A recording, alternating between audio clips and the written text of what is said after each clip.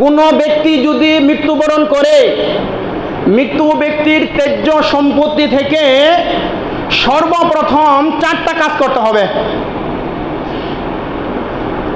মৃত্যু ব্যক্তির তেজ্য, একজন ব্যক্তি মারা গেছে, তো মারা যাওয়ার পূর্বে ওই মৃত্যু ব্যক্তির তেজ্য সম্পত্তি থেকে সর্বপ্রথম তার ঋণ পরিশোধ করতে হবে। এতে যদি তার সমস্ত অর্থ সম্পদ যদি বিক্রি করতে হয়, তাও বিক্রি করে তার ঋণ পরিশোধ করতে হবে। সন্তানের উপরে এটা দায়িত্ব এবং কর্তব্য। মৃত্যুবরণ করার পরে তার তেজ্য সম্পত্তি থেকে সর্বপ্রথম তার কাফন দাফনের ব্যবস্থা করা। কাফনের ছেলে হলে 3টা কাপড়, মেয়ে হলে 5টা কাপড়, ঠিক আছে।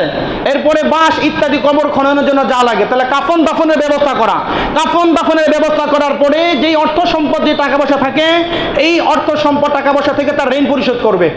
এতে যদি সম্পূর্ণ টাকা খরচ হয়ে যায়, কোনো সমস্যা নাই, ঋণ পরিশোধ করতে হবে। 3 নম্বর হলো ঋণ পরিশোধ করার পরে, ধরেন 3 লক্ষ টাকা ছিল, 2 লক্ষ টাকা ঋণ পরিশোধ করছে পিতার, এখন আছে 1 লক্ষ টাকা। এই 1 লক্ষ টাকা থেকে পিতা যদি কোনো জায়েজ ওসিয়ত করে যায়, ওই জায়েজ ওসিয়ত পূর্ণ করা, জায়েজ ওসিয়ত পূর্ণ করা। 4 নম্বর হলো জায়েজ ওসিয়ত 3 ভাগের 1 ভাগ থেকে পূর্ণ করবে, বাকি 2 ভাগ রাখবে।